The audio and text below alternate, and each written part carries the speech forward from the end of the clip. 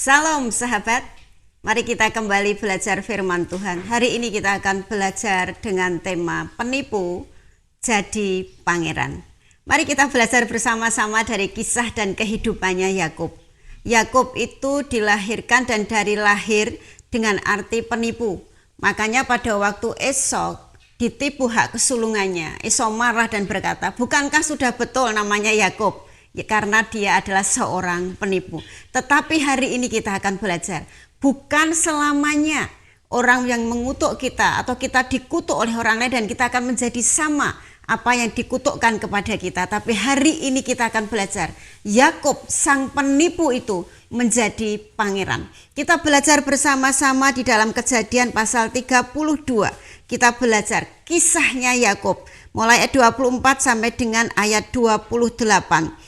Lalu tinggallah Yakub seorang diri dan seorang laki-laki bergulat dengan dia sampai fajar menyingsing. Ketika orang itu melihat bahwa ia tidak dapat mengalahkannya, ia memukul sendi pangkal paha Yakub, sehingga sendi pangkal paha Yakub terpelecok ketika ia bergulat dengan orang itu. "Biarkanlah aku pergi, karena fajar sudah menyingsing." Tapi Yakub berkata, "Aku tidak akan membiarkan engkau pergi." Lalu bertanyalah malaikat tersebut atau orang tersebut, "Namamu tidak akan disebut lagi Yakub, tetapi Israel." Dari Yakub ke Israel. Israel di dalam arti dalam bahasa aslinya yang pertama itu pangeran, yang kedua itu pilihan Allah. Yakub yang penipu itu menjadi pilihan Allah. Yakub yang penipu itu menjadi pangeran Allah. Kita belajar di sini apakah itu menjadi kenyataan. Itu terserah dalam kehidupan kita. Bagaimana kehidupan kita sekarang. Tetapi Tuhan berkata, kamu akan menjadi pilihan Allah. Kamu akan menjadi pangeran. Kehidupan pangeran itu kehidupan yang dihormati. Kehidupan yang serba ada. Kehidupan yang penuh dengan kemuliaan. Itu yang dijanjikan Tuhan kepada Yakub. Itu juga yang dijanjikan Tuhan kepada kita.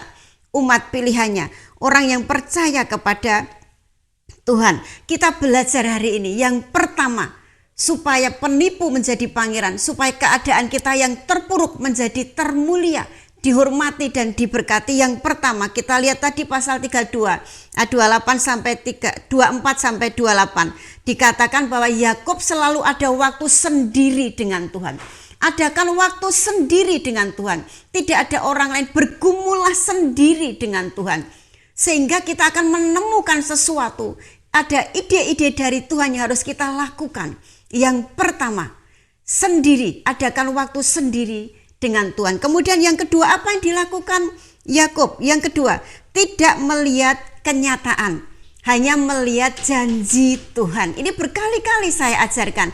Jangan melihat kenyataan. Yakub tidak melihat kenyataannya bahwa dia seorang penipu. Yakub tidak melihat kenyataannya bahwa dia seorang yang dikejar-kejar kakaknya.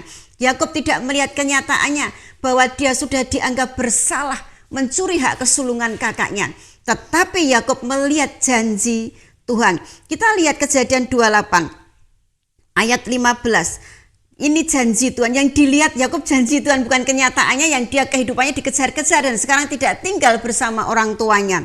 Dikatakan, "Sesungguhnya aku menyertai engkau dan aku akan melindungi engkau kemanapun engkau pergi. Dan aku membawa engkau kembali ke negeri ini.